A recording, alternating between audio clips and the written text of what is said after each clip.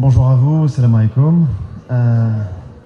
On est très heureux de recevoir l'association L'Ouverture et les scouts musulmans, c'est ça? À la fois la section féminine et la section masculine. Alhamdulillah. J'ai dû intervenir, je suis déjà venu, moi, bien sûr. Ouais, donc, j'y ai des amis, notamment Mahmoud. En tout cas, bienvenue à vous dans cette exposition. Peut-être juste donner un petit mot, faire un petit rappel historique de comment est née cette exposition. Et ensuite, l'idée, c'est d'arrêter de parler et surtout de vous écouter. Alors, donc, je prendrai la parole, ensuite Hamid, et ensuite, l'idée, c'est de répondre à... Ouais. L'idée, ensuite, ce sera de répondre à vos questions. Alors, cette exposition... nous, on a commencé à travailler à Épinay-sur-Seine dès 2014. Dès 2014, Hamid est venu me chercher. Moi, je ne suis pas à la base d'Épinay-sur-Seine. Et on a décidé de faire un travail pour les 100 ans de la commémoration de la guerre 14-18. On avait décidé d'aller à Verdun. Hamid avait déjà organisé le voyage à cette reprise. Et quand on s'est vu et qu'il m'a parlé de cette action-là, en fait, il ne se rendait pas compte en fait, que c'était une action qui était avant-gardiste. Pour lui, c'était on emmène les jeunes à Verdun parce qu'il faut le faire. Il y avait des gens d'Épinay qui venaient, des élus, mais il ne se rendait pas compte qu'au niveau d'Épinay-sur-Seine, ça pouvait inspirer d'autres villes, d'autres associations, d'autres structures. Et donc on a organisé à 2 reprises, entre 2015 et 2018, 2 voyages à Verdun, et une commémoration ici avec la mairie d'Épinay-sur-Seine. Et moi, en 2018, j'ai terminé ma thèse de doctorat. Et cette année-là, on avait quand même organisé une projection parce qu'on a réalisé un documentaire, et on avait fait une projection débat ici à l'IMS lors d'un iftar pendant le ramadan. Et on avait fait aussi une projection à Saint-Ouen. 2018, on décide ensemble de continuer, mais de manière différente. On s'est dit, bon, cette année-là, 2018-2019, on va former nos élèves. Moi, j'avais lu beaucoup l'ouvrage de Mohamed Harkoun, plus de 1000 pages, sur cette histoire qu'on expose là aujourd'hui. Et on a fait un cycle de séminaires, et on avait fait des dîners-débats à l'IMS. Et ça avait énormément plu.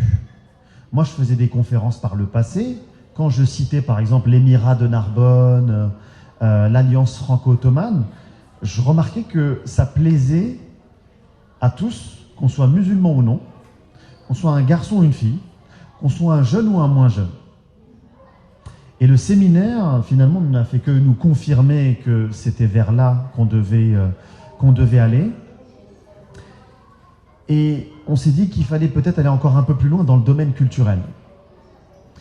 Comme j'ai l'habitude de le dire, la France est l'un des pays les moins croyants dans le monde, les classements qui ont été établis. Je crois qu'on doit être 2e derrière la Corée du Nord.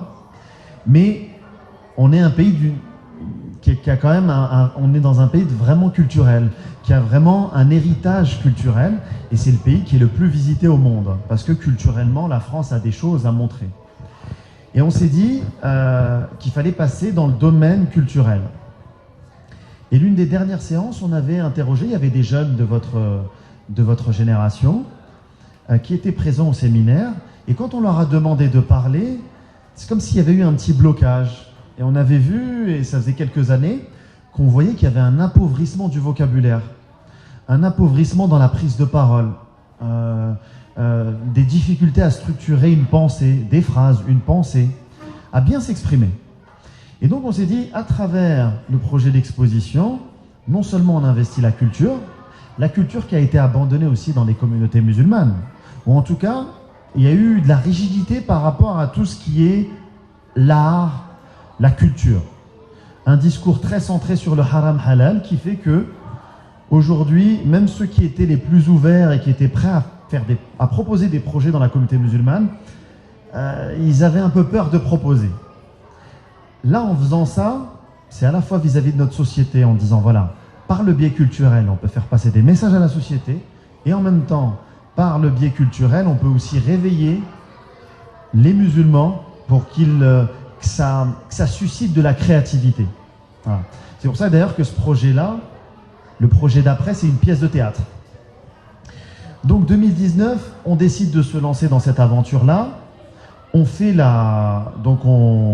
au début, on allait le lancer qu'avec un petit collectif d'associations. Et pour vous faire une confidence, qui va vous faire plaisir, c'est que l'association L'Ouverture faisait partie de ce petit conglomérat d'associations, voilà, entre nous, entre associations spinaciennes, musulmanes, on devait organiser cette exposition. Et en fait, du coup, il y a eu le Covid, donc ça a complètement bouleversé nos plans. Nous, on avait une petite ambition assez locale, et en fait, Dieu avait une ambition pour nous qui était nationale, puisque pendant cette période du premier confinement, la Fondation Islam de France est venue nous dire « Votre projet nous intéresse, on est prêt à le financer ». Et la préfecture de Seine-Saint-Denis nous a dit la même chose. « S'il vous plaît, présentez votre projet, il y a une commission, et votre projet, vu comment il est pensé, vu comment il est fédérateur, il y a de grandes chances qu'il soit financé. » Et alhamdoulilah, on a eu des financements qui nous permettent aujourd'hui d'avoir... Voilà. La mairie devait nous donner... Nous, on était partis, encore une fois, avec notre petite ambition, et Dieu en avait une plus grande pour nous. On devait partir sur une journée. Même, pour vous dire, une soirée. Quand monsieur le maire et son équipe ont vu les kakémonos, ils nous ont rappelé le lendemain, ils nous ont dit on va vous donner une salle pendant 15 jours. Parce qu'il est hors de question de la faire que sur une seule soirée. Donc, tout ça pour vous dire que une intuition de départ qui est née à l'intérieur de la communauté musulmane, qui valorise l'histoire de l'islam et des musulmans de France de 720-2021, non pas uniquement comme une histoire qui doit être uniquement dirigée ou à l'endroit des musulmans, non, une partie de l'histoire de France. Et c'est ce qu'on revendique. C'est juste une partie qu'on a mis un peu de côté.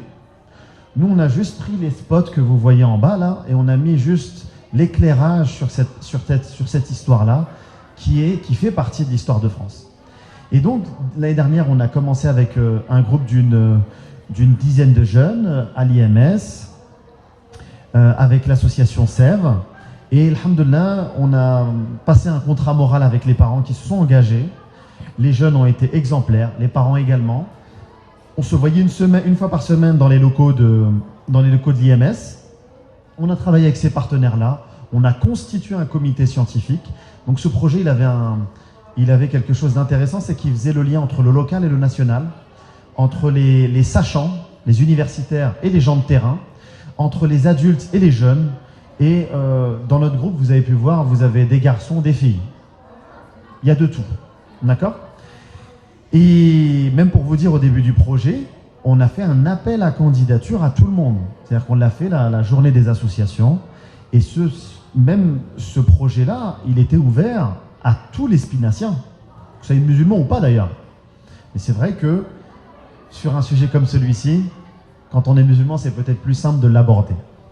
Donc voilà un petit peu l'historique. Et puis je vais laisser la parole à Hamid. Aujourd'hui, on est ici, alhamdoulilah. Et cette exposition-là, elle est itinérante. Et c'est ça qui a plu également, c'est que là, on a des villes comme Lyon, Bordeaux, Perpignan, dans lesquelles elle va circuler. Et elle sera suivie d'une... Il y a mon livre également que je viens de publier, qui est considéré comme en tout cas que moi, je l'ai imaginé comme un manuel pour les enseignants. Il faut que demain, ce livre-là devienne une matière à enseigner dans les instituts musulmans qui apprennent la langue arabe, qui apprennent les sciences islamiques, parce qu'on ne peut pas à un moment donné penser les sciences islamiques, et moi je suis un élève, moi j'ai étudié les sciences islamiques, mais j'avais pas cette matière-là. Et en fait ce livre-là, j'aurais bien voulu le lire quand j'étais plus jeune dans ces instituts-là, parce que ça m'aurait aidé dans ma construction sur le plan identitaire, c'est-à-dire conjuguer toutes mes identités, musulmanes, françaises, parisiennes, provinciales, etc., etc., France, Maghreb, etc., etc.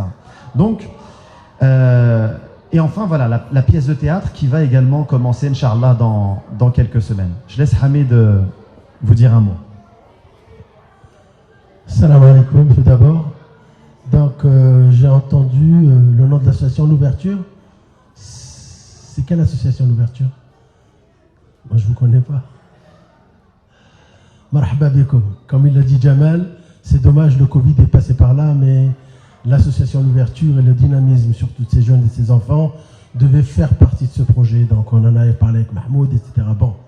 Mais comme on dit, rien n'est perdu. Je ne vais pas m'attarder parce que je dois partir. J'ai fait cet effort de venir pour vous rencontrer, alhamdoulilah, parce que ça me fait extrêmement plaisir. L'Ouverture, donc, c'est une association que j'ai dans mon cœur, que je connais depuis 20 ans. Donc, Jamal, donc, il est venu aussi à l'Ouverture, comme le Radir, etc., etc. Alors, moi, je vais revenir un peu. Jamal, il a parlé de notre rencontre à partir de 2014. C'est bien ça. Mais auparavant, l'IMS, sur la ville d'Épinay, avait déjà fait creuser un peu son sillon, donc avait déjà fait le travail, qui a abouti, qui a été le prélude un peu au travail qu'on a fait Jamal et Hamid et l'association SEV et l'association IMS. IMS veut dire Intégration Musulmane Spinacienne. Son historique, parce que notre défaut à nous, c'est que nous ne connaissons pas notre histoire. Et notre histoire, quelle qu'elle soit, on ne lui donne pas l'importance qu'il faut. C'est pour ça que lorsqu'on s'adresse à nous, comme il le disait tout à l'heure, on a du mal, surtout les enfants, on a du mal à s'exprimer. On a du mal à dire qui nous sommes. On a du mal à dire d'où nous venons, où nous allons. Et l'histoire, elle est là pour justement permettre ces équilibres. Si je ne sais pas d'où je viens, je ne sais pas qui je suis. Si je ne sais pas qui je suis, je ne sais pas où je vais. Donc c'est clair, net et précis. Et l'actualité en France, je ne vais pas vous compliquer les choses avec ça, mais je pense que vous en parlez avec vos parents, parce que vous n'avez pas 6 ans, vous êtes quand même assez costaud là et barak, et là-dedans je l'espère aussi. L'actualité, donc, elle n'est pas flamboyante. L'actualité pour nos enfants, pour l'avenir, donc sincèrement, si nous ne mettons pas en rang, organisé, si nous ne prenons pas en charge notre destin, si nous ne pensons pas par nous-mêmes, si nous n'analysons pas par nous-mêmes, si nous ne choisissons pas par nous-mêmes, si nous ne décidons pas par nous-mêmes, personne ne le fera à sa place et nous serons toujours l'éternelle victime. Là, les dés sont jetés. Pourquoi je dis ça? Parce qu'on a un probable candidat à l'élection présidentielle, donc probable président de la République, donc, qui, lors d'un débat, n'a pas hésité à dire que l'islam, c'est l'islamisme en sommeil, et que l'islamisme, c'est l'islam en action. Ça veut tout dire. Ça veut dire que dès qu'on est face à un homme musulman, il a toutes les raisons de ne jamais nous faire confiance. Si la confiance n'est pas là, nous ne pourrons jamais construire. Mais alhamdoulilah, ça, ce sont ses rêves. Et le rêve de ces 18% qui le suivent peut-être. Mais la France ne s'arrête pas là. Ne nous voilons pas la face. Et c'est pour ça que je vais vous parler de l'IMS. Intégration musulmane spinacienne, IMS, que je préside, est née en 1983. Elle est née dans le quartier de la Source. C'est des jeunes qui avaient un local dans lequel ils s'adonnaient à leur passion, musique, danse, sport, etc. Et leur association s'appelait Œil de Beurre. Œil de Beurre, beurre en verlan, ça veut dire arabe. Donc on voit très bien qui composait et qui fréquentait cette association.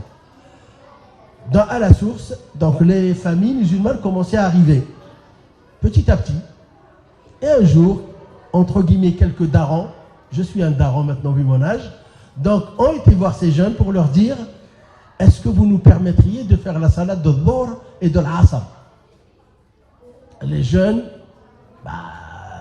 voilà, donc ils ne pouvaient pas refuser, c'est que des beurres en général. Ils leur ont dit ok. Ils ont commencé le Dhuhr ou l'Asr pendant un certain nombre de mois. Ensuite, le Maghrib ou l'Aïcha. Ah bon, voilà, donc ils ont commencé, il ne faut pas, voilà. Ils ont dit ok. Ensuite, le Subh, Fajr. Ok. Ensuite, le Jumu'ah. Ok. Donc la salle est devenue une salle de prière et les jeunes ne pouvaient plus faire ni leur musique, ni leur sport, ni rien. Et c'est devenu une salle de prière. Donc moi, je suis arrivé en France en 89. Donc j'ai tout de suite adhéré donc à cette association. Et on a mené une réflexion parce qu'en 93, en se disant œil de beurre, ne correspond pas aux activités de l'association maintenant qui sont que des activités culturelles. C'était que la prière, les petits khotbahs, etc., etc. Donc on a décidé de choisir un nom. nouveau nom, et ça a été ACIE, Association culturelle et islamique d'Épinay. On a continué à fonctionner comme ça, et ACIE, on a introduit les cours d'arabe en 91-92. 93, ministère de la Ville, Bernard Tapie, mot fétiche, l'intégration. Aujourd'hui, on parle d'assimilation. L'intégration. Et là, nous avons saisi, nous, l'occasion de dire, tiens, on ne peut plus continuer à s'appeler Association culturelle et islamique d'Épinay, ça fait communautariste, ça fait vraiment, voilà, alors que nous avons besoin que notre islam soit connu. L'islam, nous, on est musulmans, c'est pas le message et le messager, ce n'était pas pour rester entre nous. Donc il faut que cette religion soit connue par les non-musulmans. Et là, on a décidé de ne plus s'appeler ACIE, mais de nous appeler, et on a pris le mot qui était à l'époque à la mode, intégration musulmane spinacienne. Alors, intégration, c'est pas intégration de l'individu, c'est intégration des valeurs de l'islam. Parce que l'individu, voilà, il peut être ce qu'il est, avec son comportement, avec ses phrases, avec il peut ne pas être à l'image de ce que doivent être les valeurs de l'islam. Mais quand on parle des valeurs de l'islam, ça veut dire que tous et toutes, autant que nous sommes responsables à Allah pour véhiculer ces valeurs de la meilleure façon possible, au travail, avec notre voisinage, entre nous, dans nos familles, entre les couples, avec nos enfants, etc., etc., etc. Ça a commencé, alhamdoulilah, à marcher, une forte adhésion. Donc honnêtement, on n'a jamais rencontré de problème avec la municipalité, jamais, quelle que soit la couleur politique. Pourquoi ? Parce qu'on participait à toutes les activités qui existaient sur la ville. Que ce soit les forums des associations depuis leur naissance, que ce soit les fêtes de scène, que ce soit comment il s'appelle là, le truc pour l'environnement, etc. On travaillait avec on faisait des opérations avec Leclerc pour le nettoyage de la cité. Donc il y a eu beaucoup de travail, beaucoup d'investissement, beaucoup d'engagement, parce que nous voulions être acteurs. Nous ne voulions pas vivre à côté des autres, mais vivre avec les autres. Et nous ne voulions surtout pas que les autres décident pour nous, mais partager donc cette responsabilité de décider ensemble, avec toutes les différences qu'il y a entre nous. Eux, ils chantent, ils dansent, nous, on ne danse pas.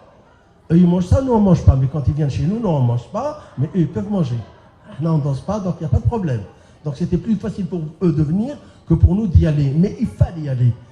Dans les associations de parents d'élèves, et on encourageait les parents à être partout, dans le sport, etc., partout. Parce que plus de non-musulmans vont côtoyer des musulmans et qui véhiculent ces valeurs de respect, ces valeurs d'amitié, ces valeurs de fraternité, et plus les gens autour de nous vont nous voir comme eux. Il n'y a pas de singularité à avoir, on est comme tout le monde, sauf on est républicain, on est laïque, il n'y a aucun souci, il n'y a pas de problème, sauf que nous avons cette spécificité d'avoir notre religion qui est la religion d'islam.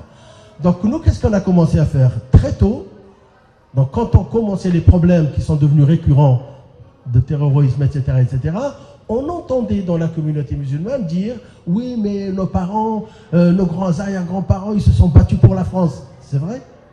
C'est vrai ? Mais est-ce qu'il ne faut le dire que lorsqu'on est confronté à la problématique d'islamophobie, etc., etc. Ou est-ce qu'il faut le vivre avec conviction ? Et on a décidé d'aller visiter le mémorial des combattants musulmans à Verdun, et donc Verdun d'une manière générale. Et ça remonte à Londres. Donc, et comme il l'a dit Jamal, effectivement, nous, on l'avait fait pour que nos enfants s'approprient cette réalité, cette vérité, que leurs arrière-grands-parents sont nés ici, ont combattu pour libérer ce pays. On l'a fait, à l'époque, on l'a fait, je crois, 4 ou 5 fois, et puis on s'est rencontré avec Jamal, et Jamal, tout de suite, ça a été, il est historien, il est prof d'histoire, il écrit, il est docteur en islam contemporain, donc ça c'est son dada. Donc tout de suite, il me dit, Hamid, ouais, mais attends, là ce que vous faites, c'est pas n'importe quoi. Vous le faites vous, donc vous allez avec des élus, vous allez avec des trucs. Non, il faut qu'on l'organise, il faut que ça devienne quelque chose d'important. Il a réuni des historiens, il a réuni des intellectuels, il a réuni des communicants, il y avait des élus, et on est partis ensemble. Et quand on est partis ensemble, il y a quelque chose deux éléments importants. C'était en 2015. Le 11 novembre et le 13 novembre 2015, il s'est passé quoi ? Le Batak, non? Pas joli pour nous. Hein? 2 jours avant. Alhamdoulilah. Donc, nous, quand on a été avec les enfants, parmi les invités que Jamal a fait venir, il y avait Malika qui était historienne, elle aussi. Et elles ont été sur le site du ministère de la Défense, et une amie à elle, qui était prof d'histoire aussi, a trouvé que son arrière-grand-père était enterré à Verdun. Donc, ça lui a donné encore plus envie de nous accompagner. Quand on est arrivé là-bas, donc on a fait le travail qu'il y avait à faire, à exposer aux enfants ce qu'est Verdun, ce qu'est l'ossuaire, ce qu'est etc., etc. Et à un moment donné, on les ramène donc devant le cimetière et on leur dit voilà, là il y a des combattants juifs, musulmans, chrétiens, athées, peu importe, etc. Ils sont tous là. Et parmi toutes ces personnes qui sont enterrées ici, il y en a un qui s'appelle Abdelkader, je ne sais plus le nom. Abdelkader Intel, il est enterré ici. Et c'est son arrière-grand-père. Est-ce que, donc voilà, vous allez vous diviser en groupes et voilà, vous allez faire votre recherche. Et ils l'ont retrouvé. Et elle a découvert, donc, et c'est filmé un jour, Inch'Allah, on aura l'occasion de vous passer le film. Et donc tout était filmé. Et elle a découvert la tombe de son arrière-grand-père comme ça en direct. En discutant avec les enfants, parce qu'il y en a qui ça faisait la 3e ou la 4e fois qu'ils le faisaient, donc on a essayé de voir, c'est-à-dire quel est l'impact de ces sorties. Qu'est-ce qu'ils en retenaient? Bien sûr, on les a un peu poussés par nos interventions et d'autres aussi. Et on s'est interrogé sur l'histoire de cette France, de la France et de cette France qui aujourd'hui dit que parce que nous nous appelons Mohamed, Ali, etc., nous posons problème. Dit parce que nous prions dans nos mosquées, que je ne sais pas quoi, nous nous posons problème. Et avec les enfants, on s'est dit pourquoi c'est Mohamed, Ali, Abou Bakr, etc., etc., Sénégalais, Maliens, Algériens, Marocains, Tunisiens qui sont venus de partout pour libérer ce pays, donc avec les Français et les non-Français qui étaient là.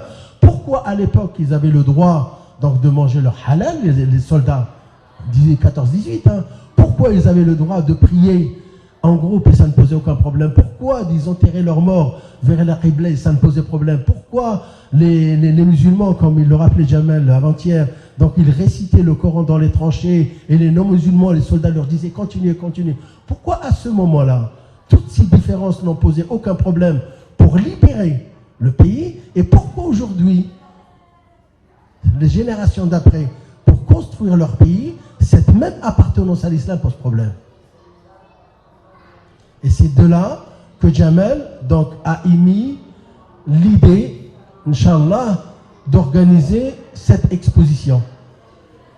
Et quand je dis ça, j'ai juste simplement, parce qu'il y a des responsables d'associations ici, il y a des jeunes qui comprennent assez vite, quand je dis ça, pourquoi c'est important? Parce que Jamel ne peut pas être tout à la fois et faire tout à la fois. Hamid ne peut pas faire tout à la fois et être tout à la fois. Jibril à l'association d'ouverture ici, Sofiane, tout le monde. Chacun de nous a des compétences précises. Chacun de nous a des motivations et des passions précises. Le plus important, c'est que nous parvenions à conjuguer ces compétences, à conjuguer ces motivations, ces engagements. Et c'est ce que nous avons fait. Lui, il avait la matière, nous, on avait les moyens.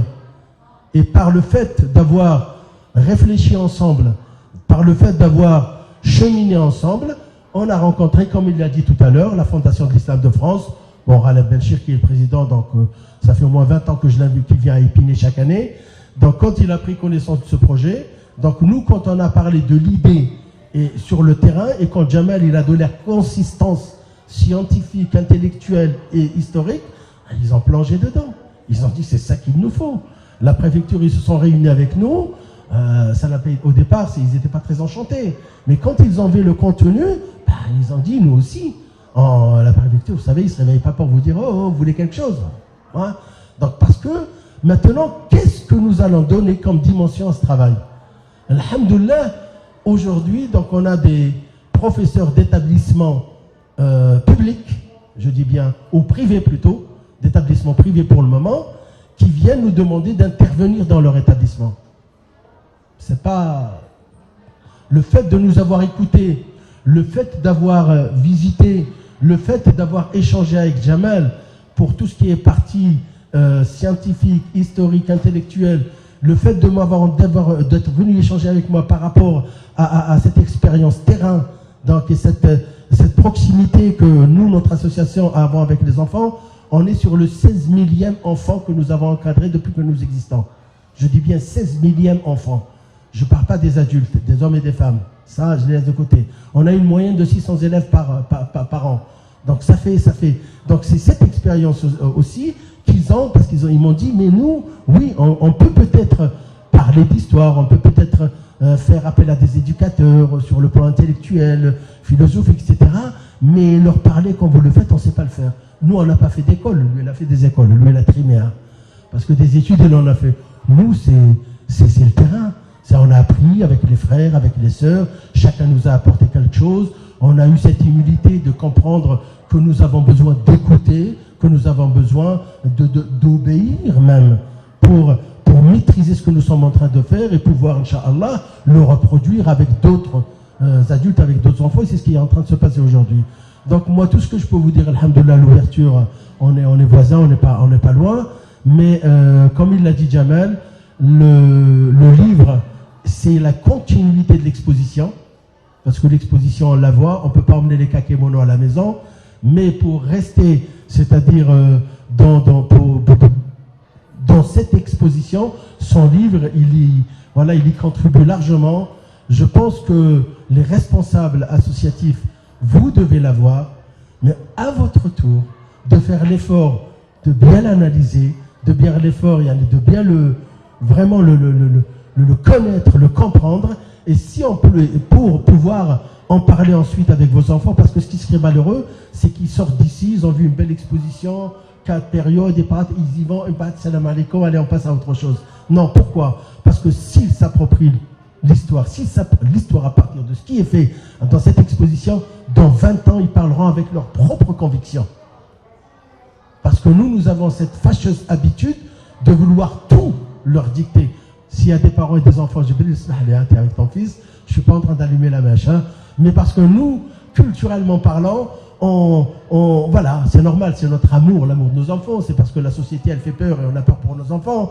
Et on a cette fâcheuse tendance à toujours raisonner à leur place, décider à leur place, réfléchir à leur place à un moment donné pour un travail qui a été fait de manière excellente, comme il est présenté. Voilà, c'est que vous, les adultes, vous puissiez approfondir cette exposition à travers ce livre, mais ensuite de faire un travail avec les enfants.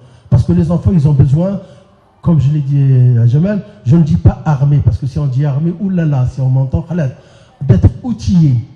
On parle d'outils. Il faut leur donner des outils. Donc, et Inch'Allah, si on a 5, 10, 15 qui prennent conscience de cette importance, il y en a qui font le travail qu'il faut dans 15 ans, 20 ans, c'est eux qui pourront répondre à n'importe quelle personne. Nous avons besoin. Donc, Inch'Allah, voilà, si vous avez des questions à poser, je peux rester encore 10-15 minutes. Est-ce que quelqu'un a besoin de poser une question? Ah, 5 minutes. Ah bah ça, tu m'arranges. Je t'aime bien, Sofiane, tu me facilites les choses. Donc moi j'ai que 5 minutes aussi.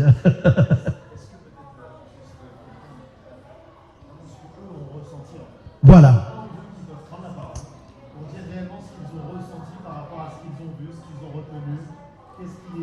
Allez, je sais que c'est facile le premier. Tawakkul ala Allah wa salam alaikum. Sortez ce qu'il y a dans votre cœur, peu importe. Allez, mesdemoiselles. On a 5 minutes, il reste 2 questions. Ah bah, elles veulent pas. Ah si. Mais je veux dire quoi? Ce que tu as ressenti,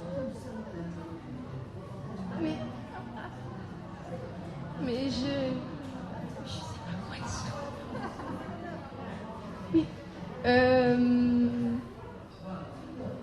Mais je sais pas. Non. Qu'il y avait une image des musulmans qui n'était pas forcément vraie ou qui n'était pas forcément vraie, réelle.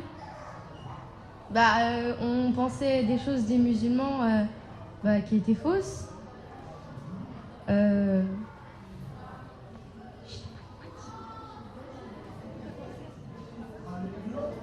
Ah oui, tiens.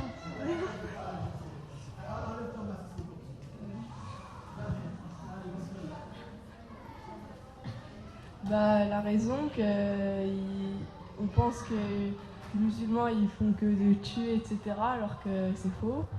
Enfin, ouais, c'est faux. C'est marrant parce que c'est dans vos deux questions, il y a l'image des musulmans, mais on voit que c'est une question très présente aujourd'hui. Et ça, c'est quelque chose effectivement qui peut nous laisser au quotidien.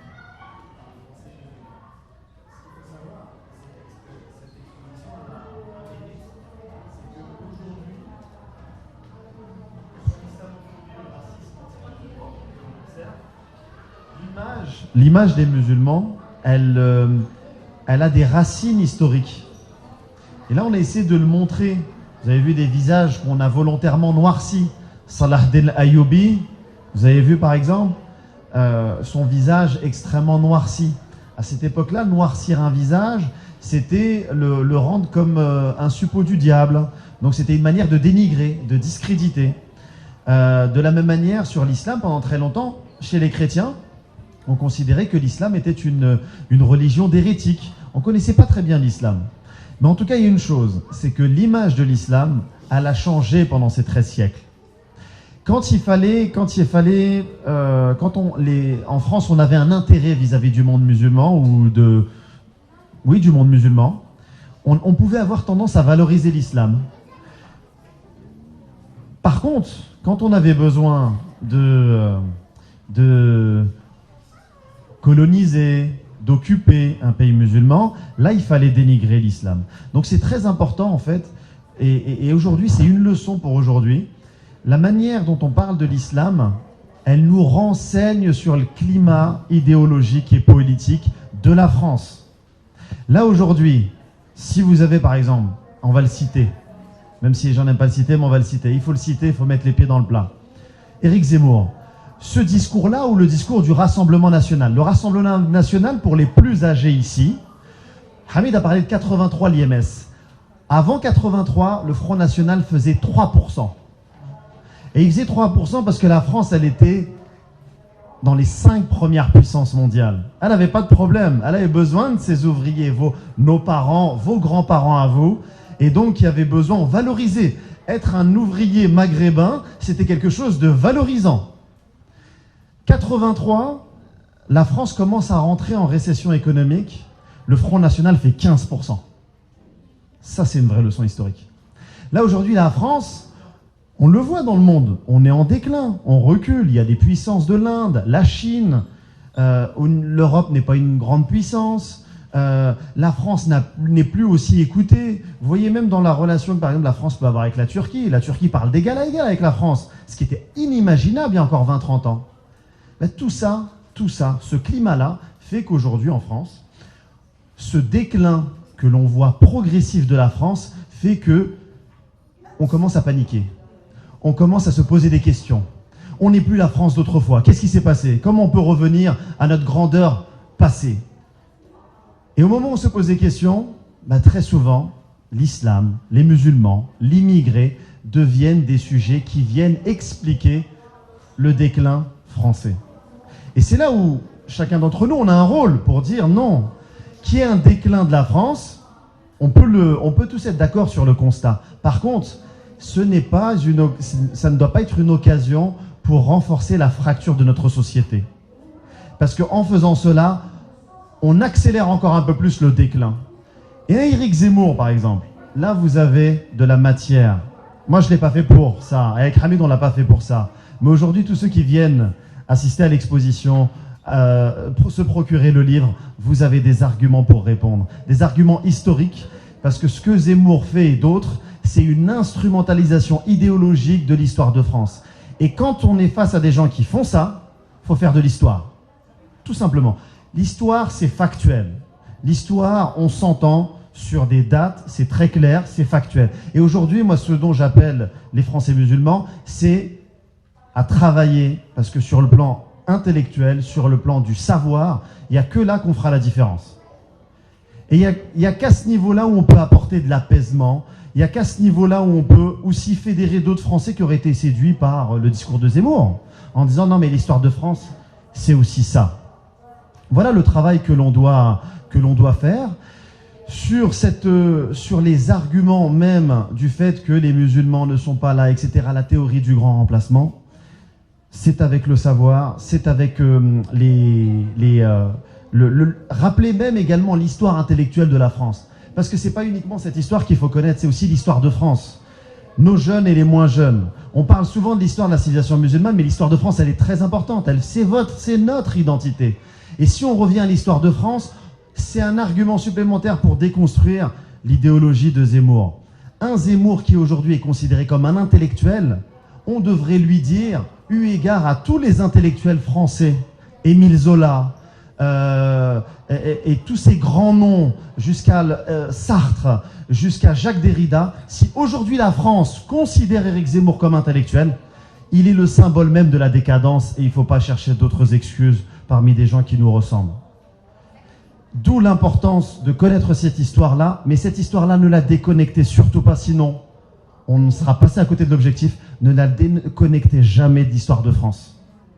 Et une fois qu'on en sera ressourcé par rapport à cette histoire-là, il y aura un autre travail à faire aussi à l'intérieur des communautés musulmanes. Le discours musulman dans notre éducation doit changer. Nous ne sommes pas que de passage ici. On n'est pas que de passage ici. Si Dieu nous a ramenés ici, a ramené nos parents, nos arrière-grands-parents, si pendant 13 siècles, il y a eu autant de liens entre l'islam, les musulmans et la France, c'est qu'aujourd'hui, nous avons un rôle spirituel à jouer. Et on devrait normalement, chaque vendredi, à chaque discours de chaque imam, se poser la question de qu'est-ce que nous pouvons apporter à la France.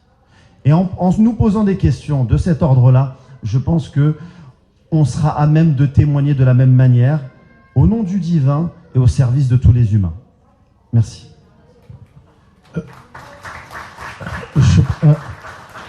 Je vais poser deux questions. Donc, à ces deux jeunes filles. Si tu étais dans ton établissement scolaire et que tu t'habillais comme toutes les filles, sans rien ne laisser apparaître de ton appartenance religieuse, est-ce que tu aurais des problèmes? Non. Donc, pourquoi je te dis ça? En France, on tape sur le musulman. Ok? On l'avait eu, donc c'est quelque chose de clair, net et précis. Pourquoi? Ce n'est pas contre simplement l'islam. C'est contre la religion d'une manière générale. Parce que il y a chez ces nihilistes du fait religieux qui ne veulent pas que la religion existe et participe à quoi que ce soit, un rejet total. Pourquoi? Parce que les religions, quelles qu'elles soient, les religions, quelles qu'elles soient, en premier lieu, elles appellent à quoi? Elles appellent à l'unicité d'Allah. Donc, ce qui veut dire que quand les juifs travaillent, quand les chrétiens travaillent, quand les musulmans travaillent, le travail, c'est de faire prendre conscience à que ceux qui n'ont pas de foi religieuse, qu'il y a un Dieu unique. Et la société moderne dans laquelle on se trouve, dans laquelle nous vivons, elle est gênée par cette vérité. Parce que cette vérité, elle laisse comprendre une chose, c'est qu'il y a une fin. Et une fin à partir de laquelle nous allons rendre compte de ce que nous sommes, de ce que nous pensons, de ce que nous faisons, de ce que nous disons. Donc, ce qui veut dire que si vous êtes conscients qu'il y a cette fin et que vous allez rendre compte même de vos pensées, de vos idées, donc vous allez être jugé. C'est le seul jugement. Et là, il n'y a pas d'avocat. C'est vous et votre vie, comment vous l'avez conçue, avec quelles idées vous l'avez vécue, avec quels actes vous l'avez vécu. Et ça, les sociétés nihilistes du fait religieux ne veulent pas en entendre parler. Pourquoi aujourd'hui l'islam? Parce que nous sommes les plus visibles. Nous sommes les plus visibles. Je n'ai pas besoin, quand je te vois, je n'ai pas besoin de te dire tu crois en Dieu. Je n'ai pas besoin. Donc normalement, tel que tu es, je ne peux pas m'exprimer, te parler à toi comme je parlerais à une personne qui ne croit pas. Mais comment je vais savoir que l'autre personne ne croit pas? C'est pas parce que toi tu portes le hijab, tu crois que celle qui ne porte pas le hijab ne croit pas. Mais c'est les valeurs. Pourquoi je parlais tout à l'heure des valeurs? Parce que ce sont les valeurs. Cette société, elle nous pousse. Elle va tous nous pousser et nous conditionner dans nos habitudes de consommation. Ah, il me faut la maison. Ah, il me faut la voiture. Ah, il me faut de l'argent. Ah, il me faut ci. C'est ça la réussite. Pour cette société qui ne tient pas compte du fait religieux, c'est ça. Et nous arrivons, ah non, t'es là. Alhamdulillah. Moi, je me fixe mes besoins. C'est moi qui me fixe mes besoins. Aussi minimes soient-ils. Si j'arrive à les satisfaire, je suis un homme, je suis une femme heureux et heureuse. Et ça, c'est une résistance à cette surconsommation, parce que tout est devenu marketing aujourd'hui. Et la religion, elle ne favorise pas ça. Donc quand tu dis les musulmans, je vais être méchant maintenant. Est-ce que tu crois que nous, entre musulmans, on est gentils entre nous? Hein?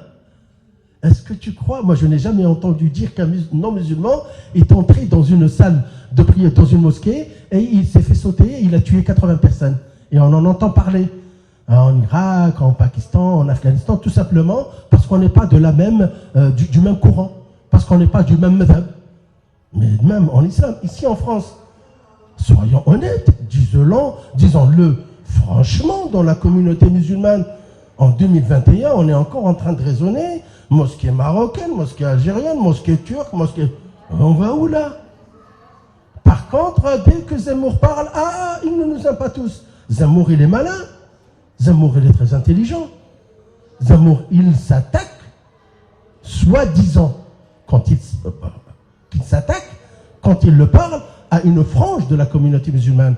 Il dit celle qui ne veut pas, il ne dit plus s'intégrer, s'assimiler. Est-ce que vous faites la différence entre intégration et assimilation? Est-ce que vous faites? Je t'en prie. Oui, si, tu as fait ça avec la tête, vas-y. Ouais. C'est quoi la différence entre intégration et assimilation?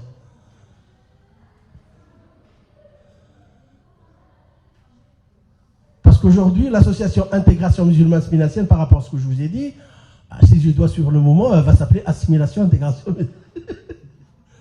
Hein? C'est quoi la différence? Quand tu t'intègres, vas-y.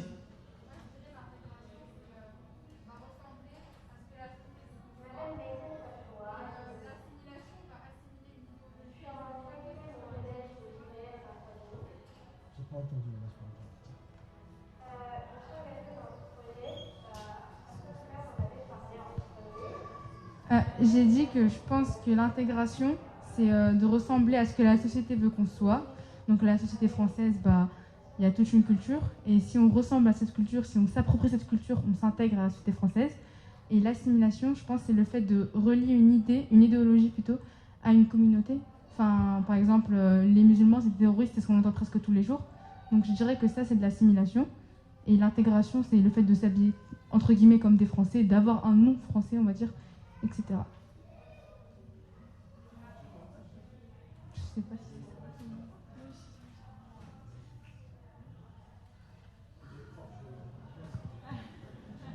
Je pose une question et il me dit après. Bien sûr, tu viens au secours. Regarde, quand tu parles intégration, je viens, Hamid. L'intégration. Oui. Voilà, je veux m'intégrer avec vous. Voilà, donc je m'intègre avec vous. Vous n'allez pas me dire qu'il faut s'habiller comme ça, il faut parler comme ça, il faut s'appeler comme ça, il faut manger comme ça. Je veux m'accepter. Et moi, je vous accepte comme vous êtes. Donc, l'intégration, l'assimilation, en gros, l'assimilation, je vais vous rejoindre, mais il ne faut pas que je m'habille comme ça. Il ne faut pas que je m'appelle comme ça. Il ne faut pas que je mange comme ça. C'est ce que tu as dit, c'est ce renier idéologique. C'est voilà. C'est ce que aujourd'hui, pourquoi le meilleur exemple qu'il a donné, quand il, et moi je le remercie. Évidemment, moi je le remercie. Là, c'est une bénédiction d'Allah. Hein? Qu'est-ce qu'il dit?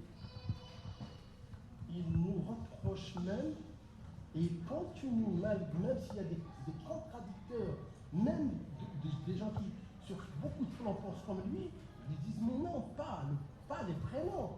C'est-à-dire, il ne faut pas qu'on s'appelle Mohamed.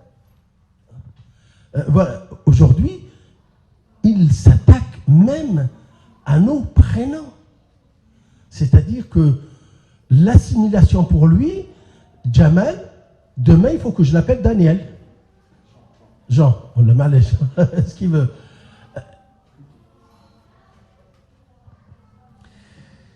En tout cas, la question d'intégration, d'assimilation, c'est un vrai débat. C'est un vrai débat encore aujourd'hui. là, on a, en plus de l'association à ouverture, on a également l'association Étincelle d'Espoir et l'Institut Noun, c'est ça. Nous, ce qui nous intéresse également, parce qu'on a beaucoup parlé avec Hamed et on est deux grands bavards, c'est quand même de vous entendre également, votre retour. Parce que s'il s'agissait de faire juste quelque chose entre nous, on l'aurait fait, ça aurait pris le temps d'un séminaire, et puis voilà. Par contre, l'idée, c'est quand même de s'adresser à des éducateurs et des éducatrices, et à des jeunes garçons, jeunes filles qui sont venus ici et qui ont insisté. Je crois que tout à l'heure, la jeune fille derrière, Méine, je vais lui donner le micro. Juste voilà ton ressenti, c'est très important qu'on échange. Il n'y a pas forcément besoin de poser des questions ou quoi que ce soit. Dites ce que vous avez envie de dire et l'idée c'est vraiment d'avoir un échange très très cool entre nous. Alors moi je pense que en fait à la base le côté culturel ça m'intéressait pas beaucoup. Aller à des musées, des expositions, c'est pas quelque chose qui me plaisait énormément. Et puis même avant de venir ici j'hésitais énormément. Mais le fait d'être venu, en fait, quand on était en bas ce matin et que vous nous avez expliqué des choses, en fait, je me suis rendu compte que l'histoire c'était incroyable. Moi, l'histoire, c'est la matière que je déteste le plus. Mais là, pour le coup, en fait, ça m'a énormément intéressée et j'aimerais tellement qu'on fasse des sorties plus comme ça et qu'on en apprenne toujours plus. Barakallahu fikum.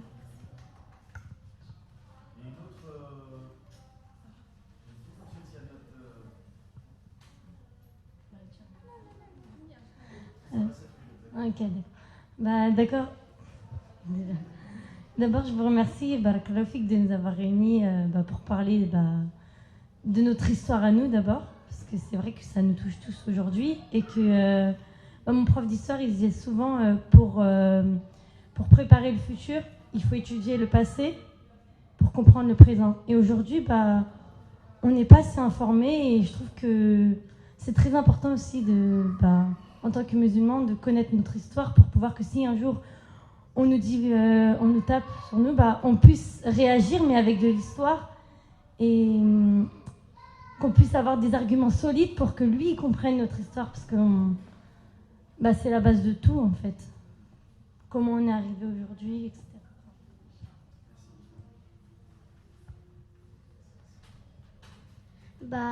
Moi en fait de base, j'aime pas l'histoire. Mais en fait...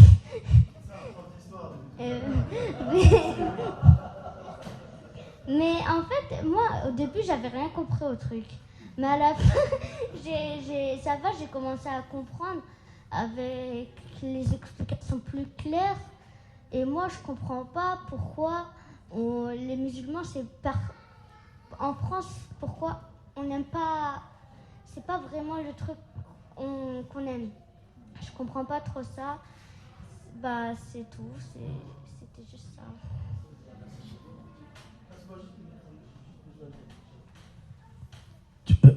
Tu t'appelles comment? Sarah. Tu vois, Sarah, ce que tu dis, c'est quelque chose qui ne va pas te rendre service. Pour ta construction, pour ton épanouissement. Parce que tu dis, quand on va me dire, il faut que je connaisse pour réagir. C'est pas ce qu'on te demande.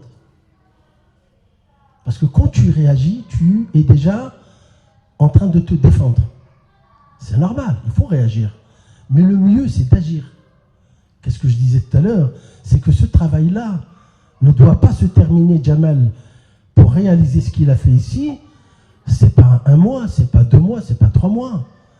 Donc, tout le temps qu'il a sacrifié par rapport à sa vie de famille, par rapport à son travail de prof, par rapport à ses passions. Donc, pour construire, monter toute cette exposition, même si on était à ses côtés, donc il faudrait que tu te dises que ça, je dois me l'approprier, pas pour réagir, pour agir. Et que de ton côté, tu commences à penser à faire quelque chose. Parce que toi, tu as quel âge? 19. Imagine, tu te passionnes pour cette... Puisque tu l'as dit, c'est toi-même. Qu'est-ce que ça va être si tu te documentes comme il faut, tu fais tes recherches comme il faut, il est à ta disposition comme ton prof de français, pour mais l'islam, il est à ta disposition, pas ton prof, etc. Et donc, tu peux l'appeler, tu peux rester en contact avec lui, tu as des questions à poser, tu as des trucs, et tu fais un travail. Qu'est-ce que ça peut donner dans 6, 7, 8 ans? Et Wallah, Inch'Allah, tu seras à sa place. Et tu initieras les enfants les plus jeunes.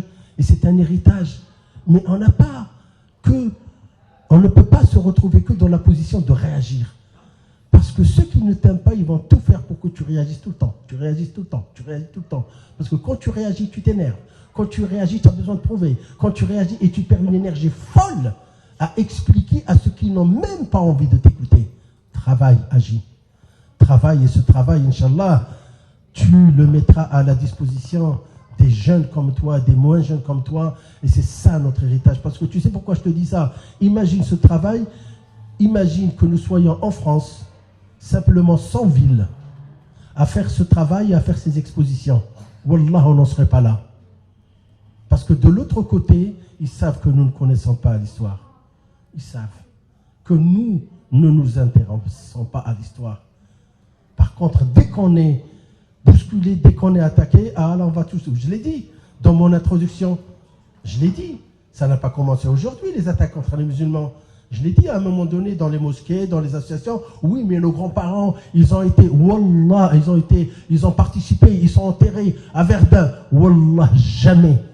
Et je le jure sur Dieu, il est là pour témoigner. On a pu intéresser d'autres associations à venir faire le voyage avec nous. Pourquoi? C'est pas faute de ne pas avoir tenté, mais ça ne les intéresse pas. Mais on dit, nos parents aussi se sont battus, mais à la moindre des choses, c'est d'aller honorer leur mémoire. Ils ne sont pas morts pour rien. Donc toi, tu réagis, c'est normal, je ne te dis pas donne ta deuxième jour, c'est pas ce que je te dis. Mais réagis avec intelligence, réagis avec des outils, réagis avec la connaissance. C'est pas simplement, il nous aime pas, ça ne mène nulle part. Mais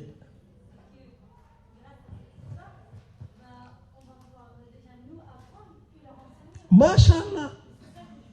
Oui. Oui, mais très bien.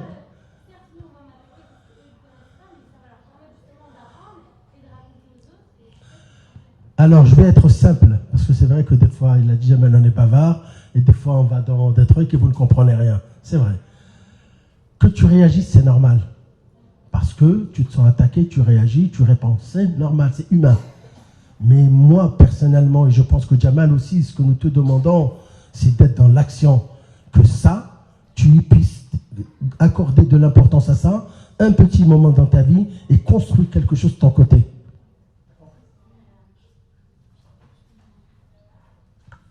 Bismillahirrahmanirrahim. Désolée, déjà j'ai beaucoup de choses à dire, mais malheureusement, le temps il est vraiment serré. Tout d'abord, alhamdulillah, alhamdulillah, thumma alhamdulillah. Je tenais vraiment à vous remercier dans un premier temps. Si je pouvais le faire plusieurs fois, je le ferais. La yashkurullah, la yashkurun nas. Donc vraiment, on vous remercie infiniment et on vous remerciera jamais assez pour l'accueil que vous nous avez donné aujourd'hui. Ça nous a motivés dans un premier temps pour davantage organiser des événements tels que celui-ci. Et j'ai appris énormément de choses. J'avais moi-même une question, la différence entre Algérien et Algérois. Donc après, si vous pourrez me dire, Inch'Allah. Et je voulais juste préciser qu'il nous reste vraiment 15-10 minutes parce qu'on a donné 1 heure aux parents. Donc il faut respecter quand même nos engagements et notre crédibilité niveau organisation pour les prochaines fois. Et du coup, on va passer rapidement au quiz, si vous nous le permettez, parce qu'on a préparé un petit quiz pour les faire participer et savoir que cette journée qu'on a passée avec eux, on n'a pas fait tout ce déplacement pour rien. Au moins, ils ont appris des choses et on le voit. Et comme on dit, chose promise, chose due. Donc, le ou la gagnante de ce quiz, Inch'Allah, à notre retour à l'Institut, aura, je ne pourrais pas dire petit cadeau, mais aura un grand cadeau, Inch'Allah. Alhamdulillah ta'ala.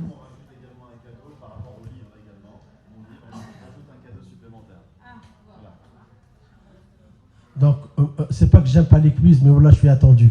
Je suis vraiment, là, je suis très en retard. En tous les cas, merci d'avoir fait ce déplacement aussi, parce que ce n'est pas évident. Donc, un samedi, de réunir autant d'enfants, donc de trouver des parents qui vous accompagnent. Merci beaucoup. Épinay, voilà, l'IMS à Épinay-sur-Seine. Donc aujourd'hui, vous la connaissez, vous serez toujours les bienvenus. Et comme je l'ai dit à Siham, le plus important, Inch'Allah, à partir de mars, avril, le temps il est clément, on pourra organiser, Inch'Allah, des rencontres entre nos enfants. Voilà, je compte sur vous, continuez comme ça. Vous avez nos coordonnées, si on peut vous être d'une aide quelconque. Rabbi hasabkoum. Salam alaikum.